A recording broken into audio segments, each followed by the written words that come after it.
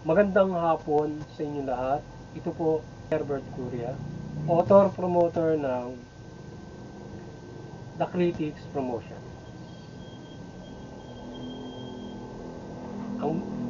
Ang, ang boses ng The Critics Promotions at konstruktibong mo, opinyon, komentaryo at konsultasyon sa linggong ito.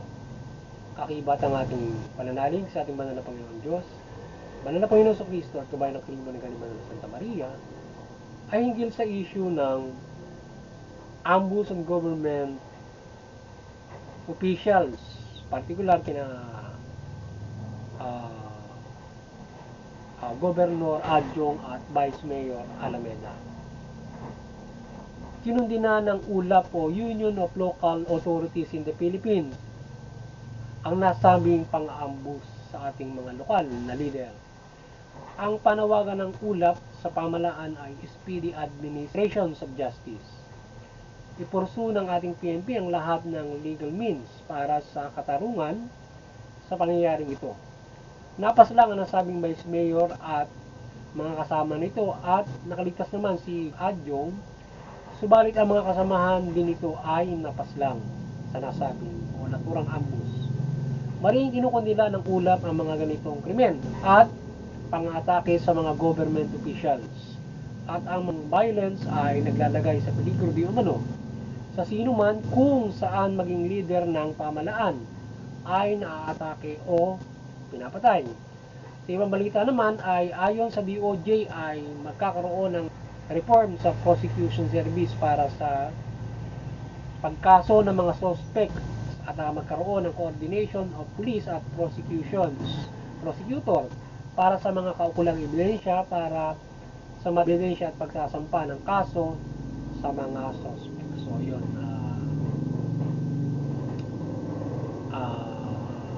ngayon ang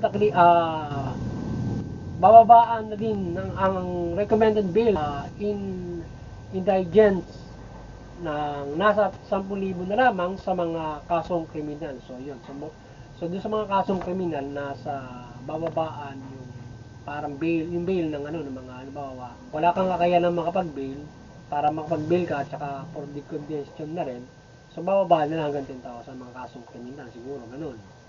Na halimbawa yun yung maaaring siguro pinakamataas na doon sa mga kasong kriminal, mga 10,000 yun, para makalaya ka. So kung siguro kahit maaaring may pili na ano yan na kasong kriminal para makapagpiyansa ka ng 10,000. So ngayon ang The Critics Promotion at People's Anti-Crime Promotion, yung ating anti-criminality promotions ay mariing sumusuporta sa mabuting pamahala para sa justisya at karapatang banao. Sa isyong ito ng pag-ambush sa mga lokal na elected na ating nabanggit ay nakikisa tayo sa pagsasaboses ng katarungan para sa mga naambus na mga lokal na leader. So ang ating PNP at iba't ibang respective government forces ay pagtingin at paghuli sa mga suspects na gumawa ng mga karumaldumal na pamamaslang na ito. So ating tayo ay nakikisa na sa pagkondina at pagsasaboses ng SPD Justice Administration ng ating pamahalaan. So ating tayo nakikisa sa pagsasaboses sa PNP na kanilang pag-ibayuhin yung kanilang enforcement para madala sa hustisya at mapanagot yung mga salarin na bumanat kina Governor Adjong at saka doon sa napaslang na si Vice Mayor Alameda. So para may pahabol pa yata ngayong may mayor na pinaslang din na dito naman binanatan nila sa Pasay. So mayor yata ng Bukidnon o mayor ng somewhere in Mindanao. So ngayon ay sana ay ito ay ang ating PNP ay may team o puspusan na maglagay ng mga task force para masugpo o mahabol yung mga krimen na o maaaring organized crimes kung ganyan kabigat kung inambush yan ng napakaraming tao ay organized crimes na mahuli sila. So, ang pagprotekta ng bansa mula sa mga nasa pamahalaan o nanunungkulan at mamayan ay patuloy na pag-ibayuhin ng ating PNP upang ang mga ganitong krimen at violence ay malutas agad at mabigyan ng hustisya ang mga nabiktima at maiwasan ang mga ganitong pangyayari. Maintain a strong peace and order protections and situation at ang bansa at bawat tao ay ligtas sa anumang kapahamakan. So yung ating PNP, pag-ibayuhin yung ating kanilang pag-maintain ng peace and order at mapanag yung kung mayroong nag-exist, nakalusutan sila, ma-resolve nila at madala sa hustisya at mapanagot yung mga salarin. At boss din natin kung sa ganyang sa pag-ibayo ng pag-maintain ng peace and order, protecting yung nasa gobyerno na rin at saka mga mamamayan, siguro yung doon sa pangyayaring yung pag-aralin ng mabuti na di ba meron silang escort. So ibig sabihin kahit paano protektado yung ating mga opisyal na meron naman silang escort. Kaya lang sa kasamang palad na overpower sila doon sa kanilang mga so may aid naman yung gobyerno at saka yung atang yung vice mayor may aid din. Yung governor ilan yung aid na nadali sa kanya ron. So ngayon ay siguro pag-aralang mabuti yung pag-iba yung mga aid nila ay bigyan ng mahusay ng mga training at ng iba pang mga measures hinggil doon sa kanilang sinasagawang pag-aid upang sa gayon maiwasan yung mga ganung klase ng mga pag naaambo sila ay napala. So para hindi sila para yung prevention na sila ay maambus o maprotektahan nila yung kanilang yung mga binabantayan nila at yung mga opisyal na kanilang binabantayan or maging yung mga sarili nila ay hindi sila yung sila maligtasan nila yung ganung klase ng mga ambus. Kaya lang syempre pag ginanong ka sa operation talagang malamang na talagang mapaslang ka. So ngayon kaya dapat siguro magkaroon ng mahusay na mga training at mga paglalagay ng mga aid sa mga ganyang klase ng mga mahalaga at importante natin mga opisyal para lalo na halimbawa yung mga mayroong maigting na pagkalaban at mainit na mga sitwasyon. Halimbawa may ginakalaban halimbawa kriminal. So maigting yung kanyang kampanya laban sa kriminal aside from meron silang mga politician.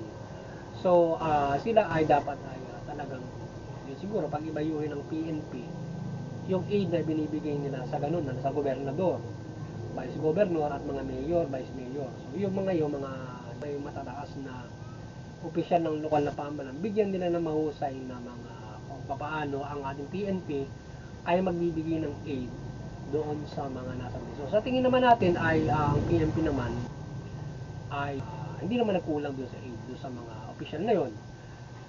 Ang problema lang ay sila na-surprise sila at kasamang palad sila ito ay naamo sila. So ngayon siguro pag-ibayuhan ng PNP yung aid effort yung kanilang skills sa pag-aid ng mga ganyan para kung paano nila ma-prevent at makaprotekta ng lumos sa ganung klase ng mga ambush yan o mga pang assassinate ng kanilang mga binabantayan at maging sila damay na tirahin ng mga ganung klase ng mga halimbawa organized crime. Pagka ganun kasi karami, anong mababa na sa'yo, sindikato yan, hindi ka ba sumapagay ng ganun lang. O hindi mga magaling na assassin, yung mismong pambalang babanatan doon. Pero kung kasama yung mga aid, sigurado marami. Gaya dun sa sa Alameda, marami silang bumanat doon sa organized crime yun, naka-PNP uniform pa. So ngayon ay yung ating PNP, ngayon kung merong aid yun, dapat sila ay mahusay doon sa kanilang pagbabantay at yung ating coordination ng mga intel dyan dapat may mahusay din ganun. Halimbawa yung intelligence ng ating mga aid yan kung paano sila kumo-coordinate sa PNP regarding the intelligence para maiwasan yung yun ang pag-aralan natin ng ating question para nababantay ang mabuti yung ating mga opisyalis hinggil doon sa ganyang mga pangyayari o yung measures na gagawin sapat yung aid at skilled ang mga aid yun para yan sa ngayon ay maiwasan yung ganong klase ng mga pangyayari. So ngayon ay kung malusutan, yung ating PNP mainting na pag-ibayuin yung after doon sa mga perpetrators, madalas sa court, mapanagot nila at sila ay mabigyan ng hustisya ng mga nasa pamalaan na nabibiktima nila. Or maging mamamayan na kung sila ay binasalang ng mga ganitong klase ng mga perpetrator, ay napapanagot ang sino mang mga tao na gumawa ng mga krimen, mga pagpatay, o iba't ibang uri ng krimen. So, mapanagot kung nakalulusot sa PNP sa kanilang preventive measures.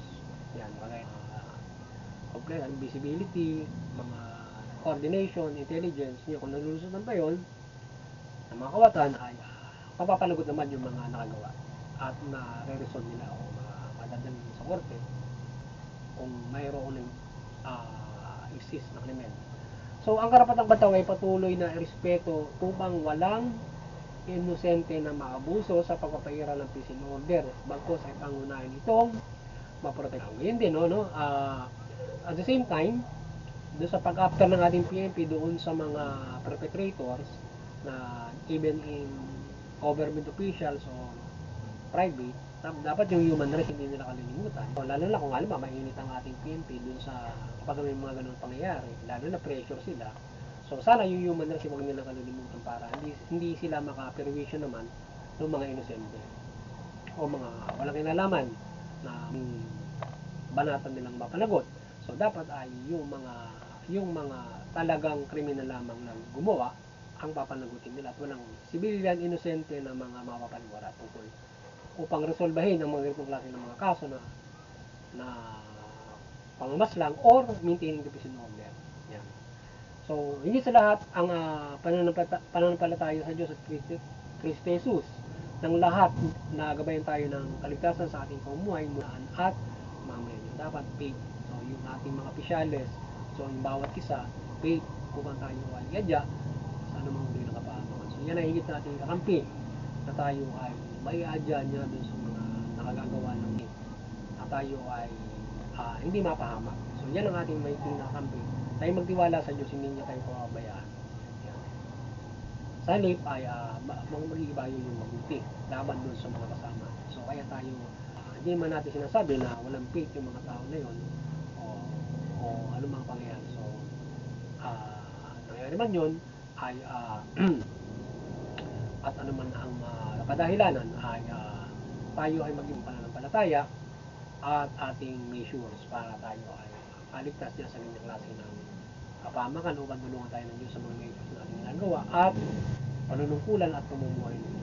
So sa ibang impormasyon at pagbabalita na ating tingin naman sa pag-legalize ng marijuana o hemp na pinag-uusapan sa Kongreso sa bansa ay ang ating side at boses dito ay dapat siguro limitado lamang ito bilang medical use only at ang maaari lamang na makapaproduce o mag-manage ng ganito ay mga pharmaceutical companies.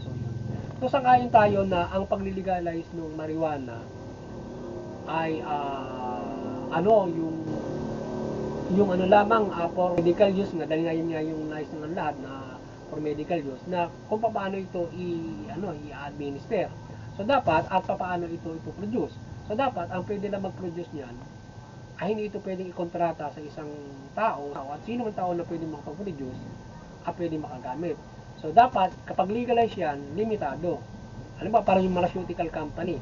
So kung pharmaceutical company lamang ang magmamanufacture niyan o yung magpo-produce at kanilang kung paano ito gagawing gamot, so pharmaceutical company lamang at hindi po pwede sa isang pangkaraniwang tao o negosyante iyan ikokontrata, kundi dapat yung mismong manufacturing, yung mismong pharmaceutical company ay sila ay magsasagawa ng sarili nilang plantasyon ng marijuana para i-extract nila na gawing medicine yan, kagaya ng ginagawa sa mga ibang kung paano sila gumagawa ng medicine.